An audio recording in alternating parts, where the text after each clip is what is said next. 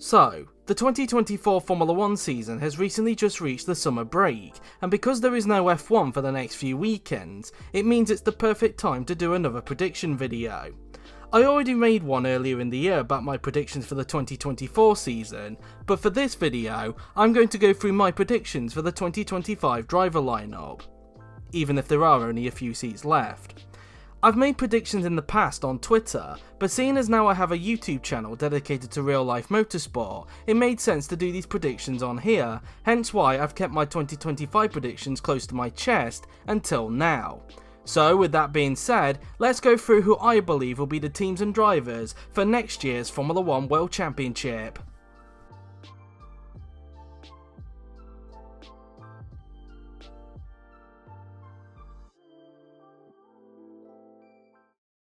But before we start, a disclaimer. Just like with my predictions earlier on in the year, these are my opinions, and they may not turn out to be correct.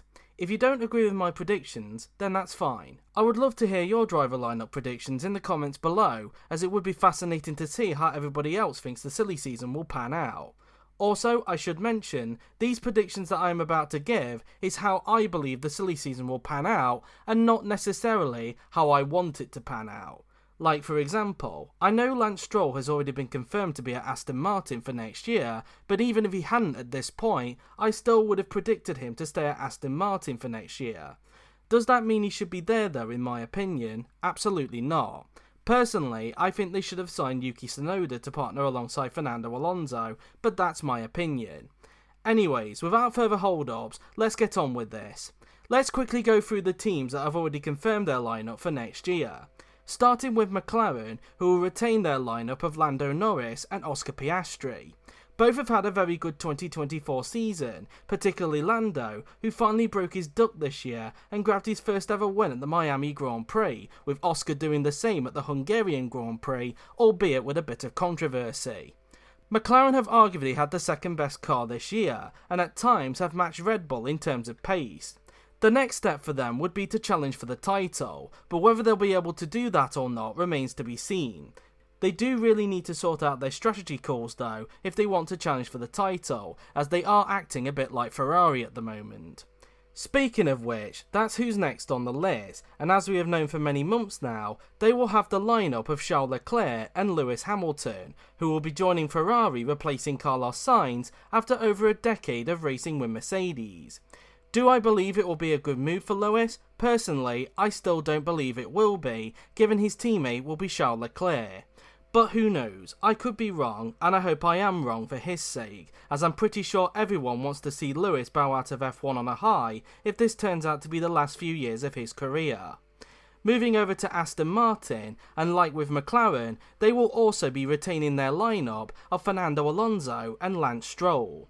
Lance we have already discussed about, but with Alonso, I don't know whether he's made the right choice or not, given since he signed that new deal with Aston, the team has gone backwards and has lost ground to the top 4 teams. He's obviously banking on the Honda partnership working out in 2026, but given that it was reported a few weeks ago that Mercedes were targeting him to replace Lewis at the team for 2025, and given that Mercedes have made a big step forward compared to their pace at the beginning of the year, it does make me wonder why Fernando didn't bite the bullet and sign for the Silver Arrow. But who knows, maybe in the long run it will pay off, but I do have my doubts. On to Haas, who will be having a brand new lineup next year, consisting of Esteban Ocon and Oliver Bearman. Ollie, during his one-off appearance with Ferrari at the Saudi Arabian Grand Prix, impressed a lot of people, despite not having much time to get himself acquainted with the Ferrari, given it was a last-minute call. Ollie's signing to Haas for 2025 was arguably the worst kept secret on the grid, but even despite that, and even with him being so low down in the F2 standings due to a combination of engine disparity, Prema tyre wear and also slow pit stops, he is definitely one to look out for in the future. As for Esteban, him signing to Haas may sound like a bit of an odd decision, but given that Haas are currently on the up, and now they seem to have a clear direction since Ayo Komatsu took over as team principal, Esteban may have joined the team at the right time. Plus, with his experience, he could be the perfect teammate for Ollie to learn from, even if there are concerns about Esteban given the undeserved reputation he has with past teammates. This in turn means that Kevin Magnussen will be leaving Haas at the end of this year, and personally speaking, I also think it will be the end of his time in F1, with him more than likely going back to sports cars like he did in 2021. Finally, we have Williams, who will retain Alexander Albon for the next few years after he signed a new multi-year deal earlier in the year, ruling himself out of being George Russell's new teammate at Mercedes, and as confirmed on Monday, he will be joined by Carlos Sainz, who like with Alex, has also signed a multi-year deal and has also had his appendix took out. Williams will have a strong lineup next year, and he's definitely one to look out for, with the pair of them looking to help Williams climb up the pecking order, especially when the new regulations come in 2026. Plus, with the Mercedes engine getting stronger and stronger, which was one of the reasons why Carlos signed for them after it originally looked like he was going to Alpine, who knows where Williams could end up in the next few years. This does obviously mean that Logan Sargent will not be with the team next year and will more than likely be out of a drive as a result, with him rumoured to move over to IndyCar next year with the brand new Prema Racing team. So those are the teams that have already got their driver lineups confirmed, so now we will move on to the teams who are yet to confirm theirs. Starting off with the reigning champions Red Bull. Now I know what you are thinking. JW, Red Bull have already confirmed their driver lineup for next year. It will be Max Verstappen and Sergio Perez. And you would be right. Back at the Canadian Grand Prix, it was confirmed that Sergio Perez had signed a new 2-year deal to remain at Red Bull until the end of 2026, once again partnering alongside Max Verstappen. However, since that announcement, it has become clear that Red Bull are starting to regret re-signing him, as it's safe to say Checo is once again having a dreadful season. This season arguably worse than last season, given the likes of McLaren, Ferrari and Mercedes have caught up. Red Bull thought that by re-signing Checo for 2 years, it would motivate him to put in better performances. But as we have seen, that hasn't happened, and right now, Red Bull is caught between a rock and a hard place, as the threat of them losing the Constructors' Championship is growing by the second. Prior to the British Grand Prix, rumours were floating that Checo was under pressure again, and that Red Bull had given him an ultimatum. Either get within 100 points of Max Verstappen in the Drivers' Championship by the end of the Belgian Grand Prix, or risk losing your seat with immediate effect. But despite this, Red Bull went against this ultimatum and decided to keep hold of Perez for the rest of the year, despite failing the objective. Seriously, why give a driver an ultimatum if you aren't going to go through with it? Makes no sense. Anyways, despite this though, I don't see Checo seeing out the 2 years he originally signed at Red Bull, and I personally believe he will be dropped after this year is concluded. However, even though I think he will be booted, I don't think it will be the end of his time in F1. More on that later. So who do I believe will partner alongside Max Verstappen next year if it isn't Checo? Now you would think I would go with Daniel Ricciardo, given he was tipped to be Checo's replacement should he not perform. However, although the last couple of races have fared better for Daniel, I don't see it being him, given that on most occasions this year, he has been beaten by his younger teammate Yuki Tsunoda, who I also don't believe will be at Red Bull next year unfortunately, due to his partnership with Honda and the fact that Honda will be splitting up with Red Bull after next year. So, as a result, I am taking a little bit of a gamble here with my predictions, and it could end up backfiring in my face. So, with that being said, the person I believe will partner alongside Max Verstappen at Red Bull next year will be Liam Lawson. Now hang on, bear with me here. Yes, it does sound a bit odd to put a driver who's only done 5 races into a Red Bull, but let's not forget what team we are talking about here. I mean, this is the same team that promoted Alex Albon to the senior team after only 12 races. Now, I'm not suggesting that Liam's fate at Red Bull will end up the same way as Alex's, but what I am trying to say is that if Red Bull were willing to promote Alex after 12 races, what's stopping them from doing the same with Liam? Also, there are 2 things you need to remember. A day after the British Grand Prix, Liam was testing with the 2024 Red Bull around Silverstone, suggesting that Red Bull had plans for him going forward. Plus, on top of this, Liam does have a clause in his contract which states that if he hasn't secured a drive in the Red Bull family by the end of September, which is next month by the way, he is free to sign with another team. And given that Red Bull rate Liam very highly, they will want to get that sorted as soon as possible. Now you might be asking, JW, well if that's the case, why doesn't he just go to VCRAP given he's only done 5 races? Well, 2 reasons.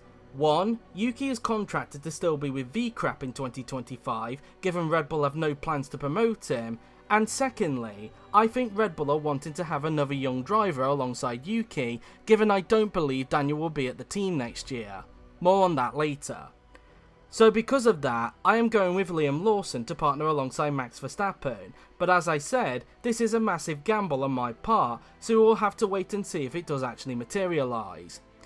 Moving on to Mercedes, and the team will continue to have George Russell next year, with him looking to be the guy that can challenge for the title with the team in the future.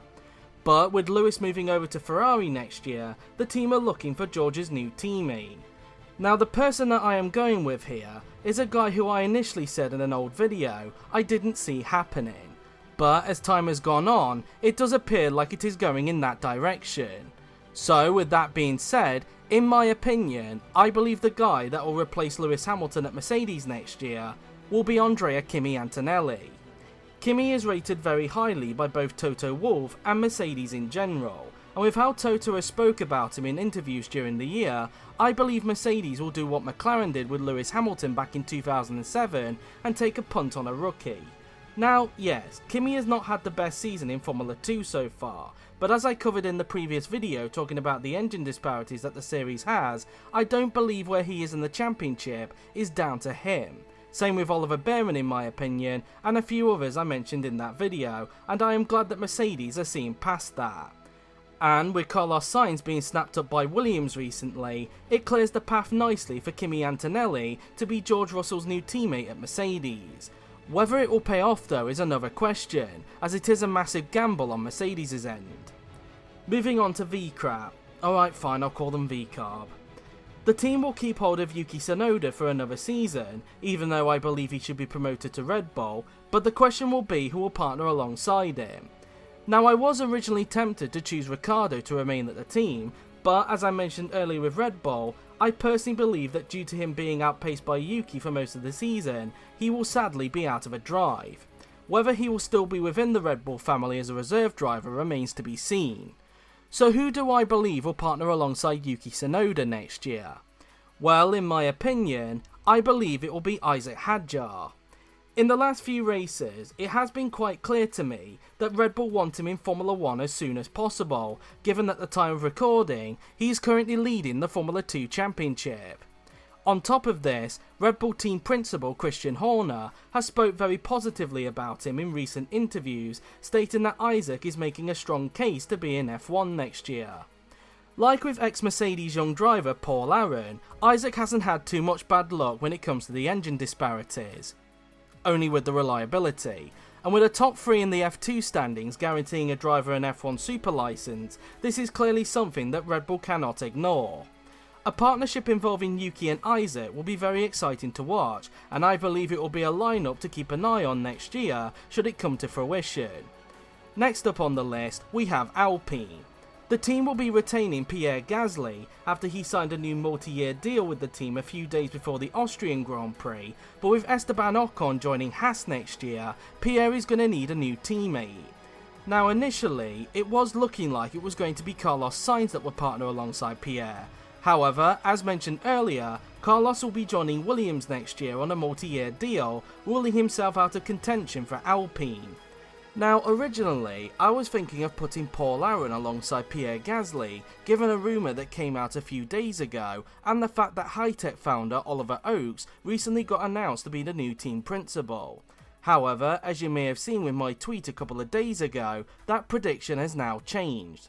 The person who is more than likely to get the seat now alongside Pierre will be Jack Doohan. Jack is currently the Alpine reserve driver and has been waiting for his chance to be in F1 for a while, given that he currently has an F1 super license after finishing 3rd in the Formula 2 Championship last year. It was initially rumoured that Mick Schumacher could have a shot at the seat, given that he apparently won a testing shootout against Jack. However, a recent test that took place at Spa involving Jack may have changed those plans, as Jack was apparently only 0.2 of a second slower than what Pierre Gasly managed during qualifying for the Belgian Grand Prix. Despite this though, people have suggested that Pierre will run circles around Jack next year, as many believe that Jack may have been a benefactor of the F2 engine disparity. But only time will tell, I guess. Also, correct me if I'm wrong in the comments, but I do believe if it's true that Jack has been chosen to be Ocon's replacement, he will be the second driver after Carlos Sainz Jr. to have a father that became a world champion in another discipline, as Jack's father, for anyone wondering, is 5-time MotoGP world champion Mick Doohan. Finally, we move on to the team that is yet to score a point this year, Saba. As we know by now, Saba will be entering their final season in F1 before being took over by Audi from 2026. The team already confirmed earlier this year that Nico Hülkenberg would be returning to the team for the first time since 2013, moving over from Haas, and also confirmed that he had signed a multi-year deal with the Swiss outlet in time for Audi's takeover. But the question now remains who will be Nico's teammate, as it looks highly likely that the team will end up having a new lineup, with Bottas and Cho looking highly likely to be out of F1, especially Bottas, now that Sainz has been snapped up by Williams. This one was quite a tough one to predict, given that there were contenders that were originally linked with Audi that have since fizzled out, such as Carlos Sainz, Daniel Ricciardo, and even Liam Lawson. There were reports that Audi could go for Mick Schumacher should Alpine not sign him to the second seat, but I personally don't see that happening. So who am I going to go for to partner alongside the Hulk? Well, after much debating, I've come up with the perfect candidate, and once again for the second time in this video, I am taking a massive gamble. The person who I believe will partner alongside Hülkenberg at Sauber next year, and then subsequently Audi afterwards, will be Sergio Perez. As we established earlier, Checo looks highly likely to be given his P45 by the Red Bull family at the end of this year, or even in a few races' time. This will mean as a result, he will become available in the driver market, and with Audi looking to have 2 experienced drivers in their team by the time 2026 comes around, Checo is the perfect candidate to fit that criteria, and a driver who in my opinion would suit a team like Audi. Plus, Checo is very familiar with the team, given he made his debut in F1 with Sauber back in 2011, and ultimately had his breakout season with them in 2012. Yes, Checo has not had a great year with Red Bull, but that doesn't mean he isn't a good driver, because he is. We all know that the Red Bull is catered more towards the driving style of Max Verstappen, and although Checo has done better at Red Bull than what Gasly and Albon did, ultimately it hasn't worked out for him. Being with a team like Audi will give him the chance to revitalise his career and give him the opportunity to steer a project in the right direction, which we know he's good at. I mean, just look at his time at Racing Point as proof. That's what I believe will happen, but knowing Mattia Binotto, who is set to become the new team principal at Audi, he will probably do the opposite of what I'm saying. But hopefully not. Let's see what happens.